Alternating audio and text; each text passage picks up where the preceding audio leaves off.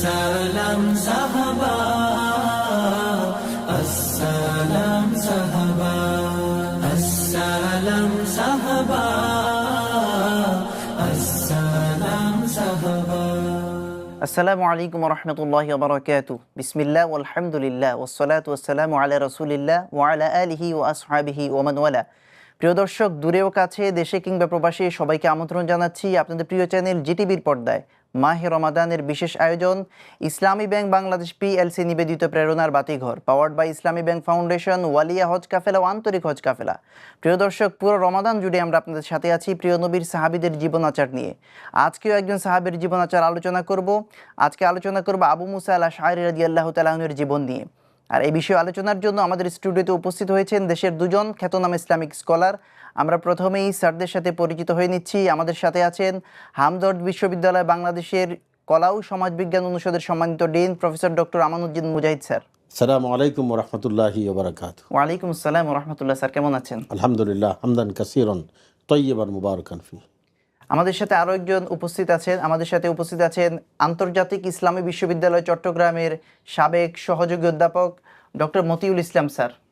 আসসালামু আলাইকুম রহমতুল্লাহ বারাকাতুহু। ওয়ালাইকুম আসসালাম ওয়া রাহমাতুল্লাহ। স্যার কেমন আছেন? আলহামদুলিল্লাহ, আল্লাহ ভালো রেখেছেন, ভালো আছি। আমরা প্রফেসর ডক্টর মুজাহিদ স্যারকে দিয়ে শুরু করতে যাচ্ছি যে আবু মুসা আল আশআরী রাদিয়াল্লাহু তাআলা এর পরিচয় একটু স্যার আপনার থেকে শুনতে চাই। আলহামদুলিল্লাহ, আলহামদুলিল্লাহ ওয়া কাফা ওয়া সালামুন আলা ইবাদিহিল্লাযিনা ইসতাফা, আম্মা বাদ। জিটিভির পর্দায় প্রেরণার বাতিঘর এই অনুষ্ঠান মাহে রমজান জুড়ে আলহামদুলিল্লাহ আল্লাহর হাজার শুকরিয়া। মুসলিম উম্মার জন্য যাদের আদর্শ অনুসরণীয় তাদের জীবনীমূলক যে অনুষ্ঠান, এজন্য আমি আপনাদেরকে মোবারকবাদ জানাচ্ছি এবং টেলিভিশন কর্তৃপক্ষকে আমি মোবারকবাদ জানাচ্ছি। এই আয়োজন বাংলাদেশের চ্যানেলগুলোর জন্য আমার মনে হয় একটা অনুকরণীয় হতে পারে, যে প্রত্যেক চ্যানেলেই সাহাবীদের জীবনাচার জানা, বোঝা এবং তাদের জীবনী নিয়ে আলোচনা করা, তাদের জীবনীকে আজকে মুসলিম উম্মার জন্য ধারণ করা, বিশেষ করে তরুণদের জন্য ধারণ করা, তরুণীদের জন্য ধারণ করা, কিশোরীদের জীবনে তাদের জীবনের প্রভাব আলোচনা করা, এই বিষয়গুলো অত্যন্ত গুরুত্বপূর্ণ। আলহামদুলিল্লাহ, আমি এই জন্য আবারও মোবারকবাদ জানাচ্ছি। তো যে মহান সাহাবীর একজন জলিল কদর সাহাবীর নাম আপনি বলেছেন, হযরত আবু মুসা আল আশআরী রাদিয়াল্লাহু তাআলা আনহু, আমরা যদি দেখি যে কয়জন জলিল কদর সাহাবী, বিখ্যাত সাহাবী ইসলামের ইতিহাসে যাদের নাম জল করে আকাশের তারকার মতো দিদীপ্যমান, এর মধ্যে হযরত আবু মুসা আল আশআরী রাদিয়াল্লাহু তাআলা আনহু অন্যতম। ওনার মূলত কুনিয়াত যেটা আমরা বলি, যেটা উপনাম হচ্ছে আবু মুসা, মূলত নাম হচ্ছে ওনার আব্দুল্লাহ। ওনার বাবার নাম হচ্ছে কায়েস এবং মা হচ্ছেন নুসাইবা। তো মূলত উনি হচ্ছেন আব্দুল্লাহ ইবনে কায়েস, এটা হচ্ছেন ওনার মূল নাম। উনি আশারি গোত্রের ইয়েমেনের অধিবাসী ছিলেন এবং বিখ্যাত গোত্র আশারি, সেই গোত্রেরই উনি একজন মানুষ।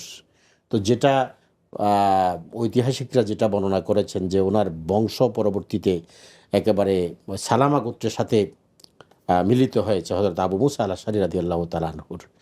তো উনি ইয়েমেনে থাকতে প্রিয় নবী সাল্লাল্লাহু আলাইহি ওয়াসাল্লামের সংবাদ পান এবং খুব কৌতূহলবশত উনি প্রিয় নবী সাল্লাল্লাহু আলাইহি ওয়াসাল্লামকে দেখতে মক্কায় আসেন এবং মক্কায় এসে প্রিয় নবী সাল্লাল্লাহু আলাইহি ওয়াসাল্লামের কাছে বায়াত হন।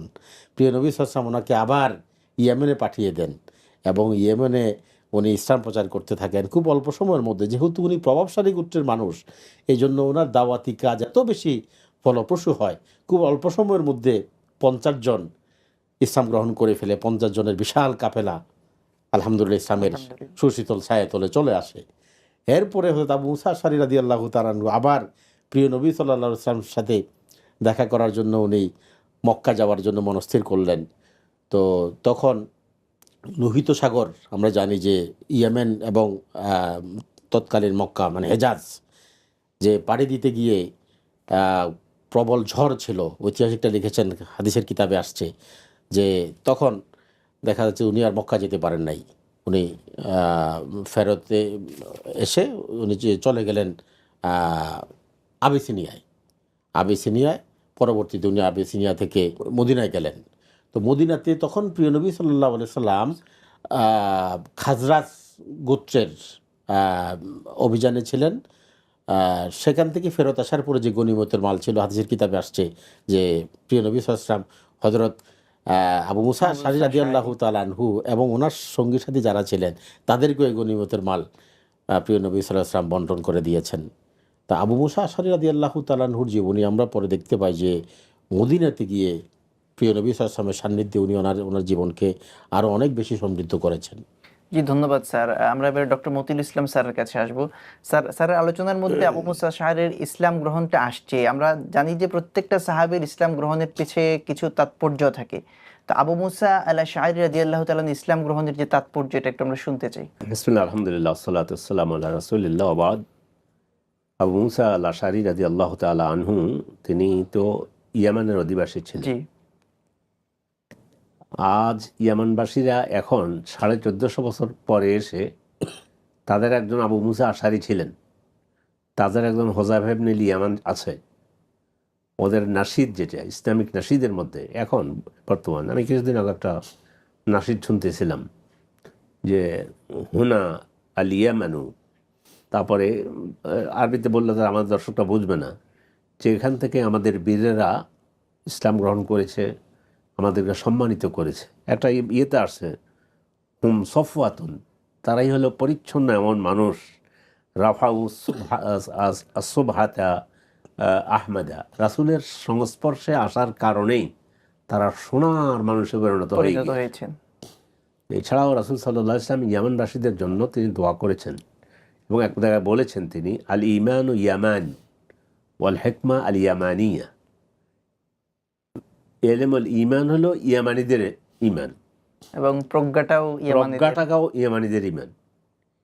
এটা না যে উনি আরবের লোক, সৌদি আরবের লোক, বা এখন তো সৌদি আরব, আগে আরবের লোক, হেজাজের লোক, উনি এটা বলেছেন, ইয়ামানদের সম্মান বেড়ে গেল। এবং বলছে আরাক্কুহুম কুলুবান, তারা হৃদয়ের দিক থেকে অত্যন্ত কোমল, মানে পৃথিবীতে ওনাদের ইতিহাস মানে অনন্য।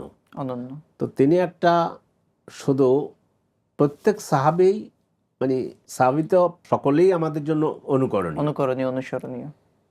এমনকি যে সাহাবী কোনো ভুল করেছে তিনিও আমাদের জন্য অনুকরণীয়। কেমনে? একজন মহিলা জেনা করা হয়েছে, গামিদিয়া মহিলা, তো জেনা তো হারাম, সেজন্য ওনারা আমাদের জন্য মডেল, কিন্তু মানদণ্ড নয়। তো আমি যেটা বুঝাতে চাচ্ছি আমার দর্শকদেরকে, সেটা হচ্ছে আবু মুসা আশআরী রাদিয়াল্লাহু তাআলা আনহু, বা এই যে মহিলা সাহাবীর কথা বললাম, কিভাবে মডেল হয়ে গেল? উনি এসে রাসূলকে বললেন, তাহহিরনি, আমাকে পবিত্র করুন। রাসূল এটা বললেন, তুমি এটা করো না, এটা করো না। এখন কোনো সাক্ষী তো নেই। তো তারপরে তো ওনার থেকে 4টা সাক্ষ্য গ্রহণ করার পরে ওনার উপরে মৃত্যুদণ্ড দেওয়া হলো। তখন কিন্তু ওই ইসলামের জেনার শাস্তি নাজিল হয়েছে। তো ওনার করেছে রাসূল সাল্লাল্লাহু আলাইহি ওয়াসাল্লাম, সালাতুল জানাজা রাসূল পড়াবেন। ওমর বললেন, ইয়া রাসূলুল্লাহ, এই মহিলা, যার উপর রাসূল তখন বললেন, ওমর এমন তওবা করেছে, ওমর যেটা মদিনার 70 জনের মধ্যে ভাগ করে দিয়ে সবার জন্য যথেষ্ট হয়ে যাবে জান্নাতে যাওয়ার জন্য। আল্লাহু আকবার। এটা বললাম যে সাহাবারা। তো তোর মধ্যে আবু মুসা আশআরী রাদিয়াল্লাহু তাআলা আনহু, ওনার সাহাবাদের মধ্যে রাসূলের মসজিদে বসে ফতোয়া দেয়া, এ ব্যাপারে 4 জনে ফতোয়া দিয়েছে, তার মধ্যে তিনি একজন। এটা কিন্তু চারটেখানি কথা না, এটা রাসূলের জীবদ্দশায় রাসূলের মসজিদে ফতোয়া যারা দিতেন, তার মধ্যে আবু মুসা আল আশআরী রাদিয়াল্লাহু তাআলা আনহু, তিনি কতটা প্রাজ্ঞ ছিলেন উনি, মানে অভিজ্ঞতা, প্রাজ্ঞতা। এবং আর বিশেষ করে সাহাবাদের আমরা যদি ইতিহাস পড়তে যাই, প্রথম আসবে নাম কি, দ্বিতীয় পিতার নাম কি, বংশ কোথায় জন্মগ্রহণ করেছেন, এরপরে আলোচনা করবে কয়টি যুদ্ধে অংশগ্রহণ করেছেন। এটা ছিল সাহাবাদের জীবনী। সেই ইতিহাস আমাদেরকে ভুলিয়ে দেওয়া হয়েছে। আমাদের প্রজন্ম, এর আগের প্রজন্ম, এর আগের প্রজন্ম, এর আগের প্রজন্ম, আমরা এগুলো ভুলে গিয়েছি। আবু মুসা আশআরী রাদিয়াল্লাহু তাআলা আনহু একদিকে যেমন ছিলেন প্রাজ্ঞ, বিজ্ঞ, আলেম, ফকি, মুহাদ্দিস, সব কিছু গুণ ওনার মধ্যে ছিল। সেই আবু মুসা আশারি রাদিয়াল্লাহু তাআলা আনহু কত বিনয়ী হলে তিনি ওমর রাদিয়াল্লাহু তাআলা আনহুর বাড়িতে গেলেন। সেখানে গিয়ে সালাম করলেন, সালাম করলেন, আসসালামু আলাইকুম। তো ওমর শুনছে ওনার কণ্ঠ, শুনে কিন্তু উনি একটা গুরুত্বপূর্ণ কাজে ব্যস্ত ছিলেন। উনি যে এসে বলবেন যে আসেন, এই যে আবু আনাস নাম, ওনার পিতার নাম কিন্তু আনাস, তো ওনাকে আবু আনাসও বলা হয়। আবু মুসা তো আছেই, আবদুল্লাহ ওনার নাম। তো উনি তো 3 বার সালাম দিয়ে চলে গেছেন। ওনার বিনয়টা দেখাচ্ছি, যিনি এত বড় ফকি, যিনি এত বড় আলেম, তিনি তো 3 বার সালাম দিয়ে চলে গেলেন। ওমর রাদিয়াল্লাহু তাআলা আনহু তিনি বের হয়ে বললেন যে কই আবু আনাস কোথায়, ডাকো। উনি চলে গেছে। পর বলে তো আসো, যেহেতু ওমর খলিফার কাছে আসছে, খলিফার ওয়ার্ডার আসছে। তো বলে আপনি চলে গেলেন কেন? বলে যে আমি তো এইভাবেই রাসূল আমাদেরকে শিক্ষা দিয়েছে, এইভাবেই রাসূল আমাদেরকে শিক্ষা দিয়েছে। এই বাক্যটি যদি আজকে আমরা উম্মতের মধ্যে নিয়ে আসতে পারি, এইভাবেই রাসূল বলেছেন, এইভাবেই আল্লাহ আমাদেরকে বলেছেন, তাহলে এই পৃথিবীতে আল্লাহ তাআলা আবার মুসলমানদেরকে ইজ্জত এবং সম্মানের মালা আবার পরাই দিবেন ইনশাআল্লাহ। তো বলে যে এইভাবেই তো আমাদেরকে রাসূল শিক্ষা দিয়েছে। ওমর বলল তো এটা তো আমি জানি না, আপনাকে সাক্ষী আনতে হবে, কারণ ওমরের এটা বলার অধিকার আছে, উনি খলিফা, আবার মাসালা উনি জানেন না, এটা ওনার জানা নেই। তো উনি বের হয়ে গিয়ে আনসারদের কাছে গিয়ে বললো যে ঘটনা তো এই, আপনাদের মধ্যে কেউ আছে নাকি এই মাসালা যে কারো বাড়িতে গেলে দরজা নক করে যদি 3 বার সালাম দেওয়া হয় ফিরে আসার জন্য? বলো আমাদের আবু সঈদ খুদরি রাদিয়াল্লাহু তাআলা, ছোট বাচ্চা, হেও তো জানে এই মাসালা। ওনাকে নিয়ে যখন গিয়েছে, খলিফার অবস্থা দেখেন, তখন আফসোস করে বলল, আল্লাহ, এই মাসালাটি দুনিয়ার কাজকর্ম, রাজত্ব অথবা দেখভাল অথবা ব্যবসা বাণিজ্য, এগুলো এই সব কিছু আমাকে এই মাসালাটা জানা থেকে দূরে রেখেছে। কিন্তু শিখলাম কি, আবু মুসা আশারির মতো একজন ব্যক্তি, তিনি এটা বললেন না যে আমি এত বড় একজন আপনাকে বললাম, আপনি বিশ্বাস করলেন না, আবার আমাকে সাক্ষী আনতে বললেন। তো সব কিছু মিলে উনি ওনার ইতিহাস, বদর যুদ্ধে তিনি অংশগ্রহণ করতে পারেননি। তিনি যেটা করেছেন সেটা হচ্ছে আল্লাহ তাআলা ওনার মাধ্যমে অনেকগুলো বিজয় দান করেছেন, যে সাহাবাদের জীবন আর বিজয়। এখন আমরা ইসলাম বললে শুধু মিলাদ আর শবে বরাত বলে কিছু একটু মিষ্টি খাওয়া, এটা বুঝি। আপনি ইতিহাসের এমন কোনো সাহাবী পাবেন না যার জীবনীতে এটা লেখা নেই যে ইনি কয়টা যুদ্ধে অংশগ্রহণ করেছেন। ইনি বদরে অংশগ্রহণ করেন, সেটাও লেখা হয়েছে, ঐতিহাসিকরা লিখেছে। তো এছাড়া এই যে ওনার এই মর্যাদা, ফতুহাত, বিজয়, জেহাদ, যুদ্ধে অংশগ্রহণ, এগুলো ইতিহাসে স্বর্ণাক্ষরে লিখিত থাকবে। এর সাথে রাতের বেলায় আল্লাহর সাথে সম্পর্ক, আমরা মানে যদি দেখি, দিনের বেলায় ফরসান অশ্বারোহী, রাতের বেলায় আবেদ জাহেদ হয়ে গেছেন। রাসূলুল্লাহ সাল্লাল্লাহু আলাইহি ওয়াসাল্লাম তার জন্য এত কিছুর পরও তার জন্য আবার স্পেশাল একটা দোয়া করলেন। সেই দোয়াটা হচ্ছে আল্লাহুম্মা গফির লি আব্দুল্লাহ ইবনে কায়েস, আল্লাহ আব্দুল্লাহ ইবনে কায়েসকে আপনি মাফ করে দেন। এটা ওনার স্পেশালিটি। ঠিক আছে স্যার, আমরা বাকি আলোচনায় ফিরবো বিরতির পর। প্রিয় দর্শক, সময় হলো একটি বিরতির, ইনশাআল্লাহ ফিরবো বিরতির পরেই। ততক্ষণ আমাদের সাথে থাকুন। সুবহানাল্লাহি বিহামদিহি, সুবহানাল্লাহিল আযীম। সালাম সাহাবা। প্রিয় দর্শক, ফিরে এলাম আপনার প্রিয় চ্যানেল জিটিভির পর্দায় মাহে রমাদানের বিশেষ আয়োজন ইসলামী ব্যাংক বাংলাদেশ পিএলসি নিবেদিত প্রেরণার বাতিঘর, powered by Islami bank foundation, ওয়ালিয়া হজ কাফেলা ও আন্তরিক হজ কাফেলা। আমরা আজকে শুনছিলাম আবু মুসা আল আশআরী রাদিয়াল্লাহু তাআলা আনহুর জীবনী নিয়ে প্রাণবন্ত আলোচনা।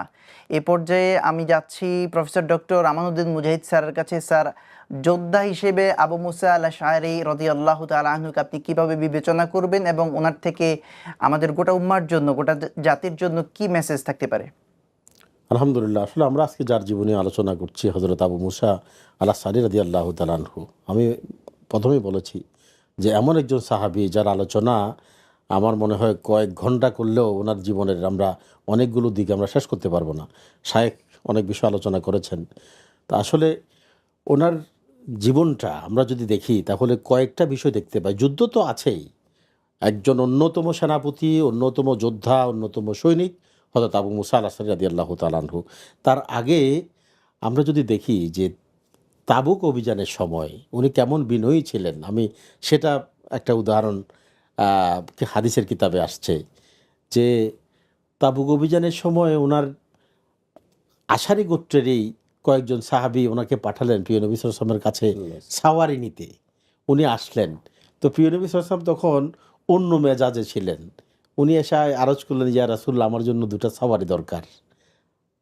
তো প্রিয় নবী সাল্লাল্লাহু আলাইহি ওয়াসাল্লাম ওই সময় সাওয়ারি দিতে না করে দিলেন। তো উনি চলে আসলেন, এসে ওনার সঙ্গীদেরকে বললেন যে প্রিয় নবী সাল্লাল্লাহু আলাইহি ওয়াসাল্লাম সাওয়ারি দিলেন না, দেবেন না।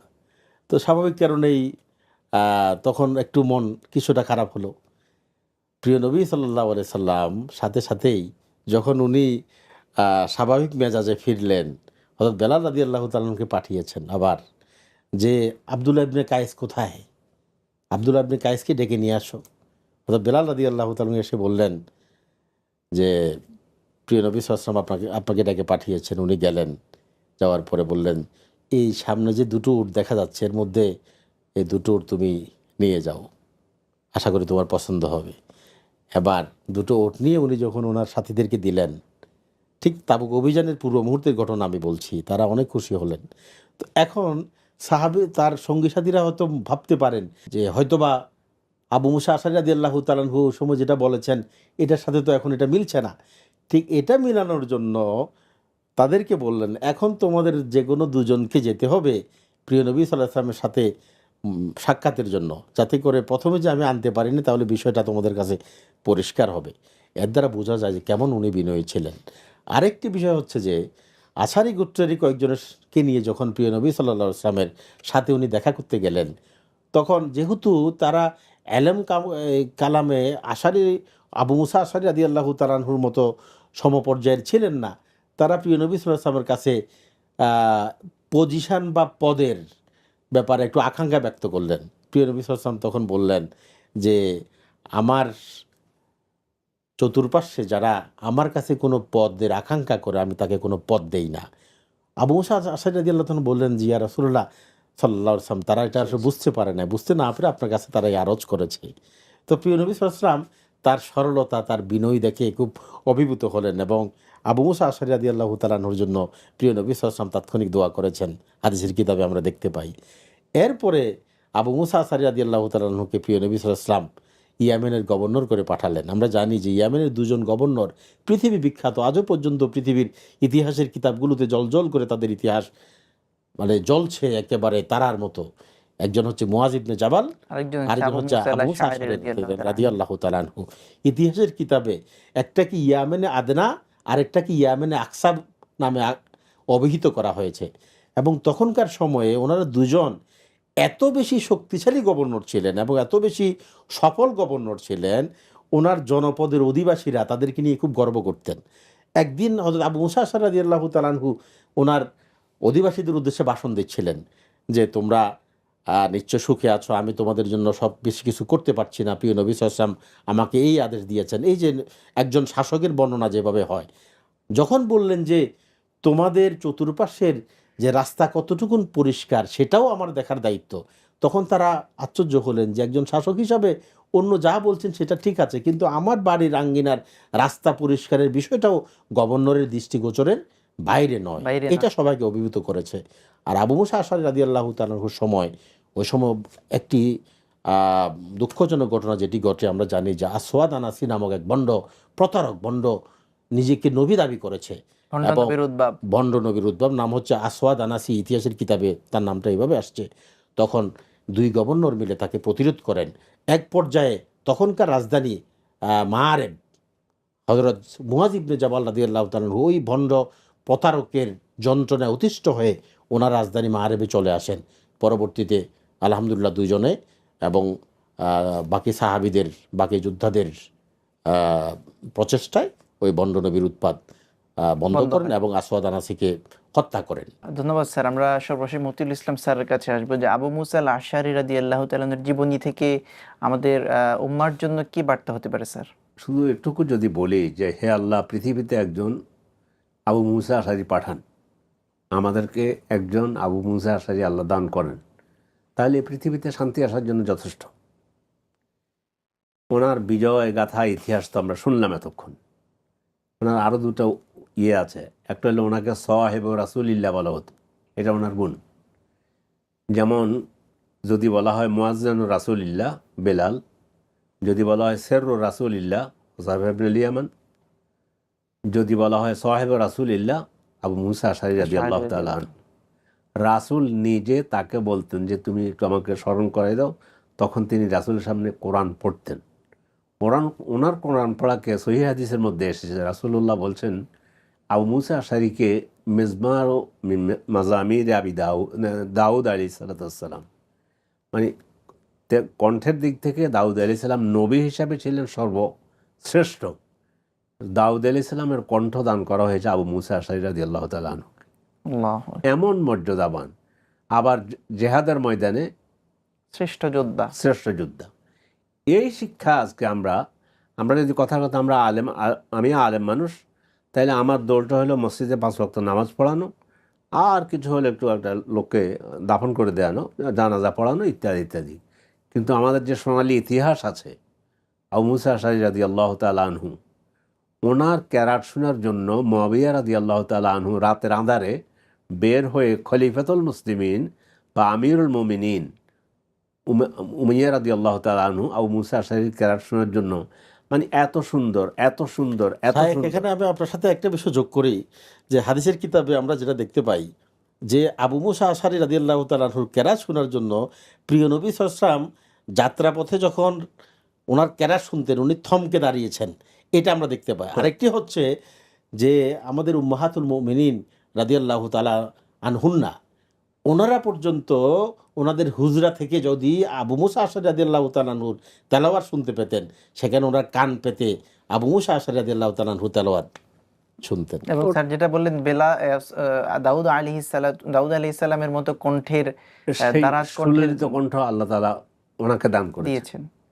এসব মর্যাদা, মানে আপনি যেদিকে যাবেন যুদ্ধের ময়দানে শ্রেষ্ঠ মুজাহিদ, অনুকরণীয়, আবার কারি হিসেবে অনুকরণীয়, ফকিহ হিসেবে তো অনুকরণীয়। রাসূলের সাহাবাদের মধ্যে যে 4 জন মসজিদের নববীতে বসে ফতোয়া দিতেন, এটা 4টেখানি ব্যাপার নয়, এবং রাসূল থাকা অবস্থায় তোর মধ্যে একজন।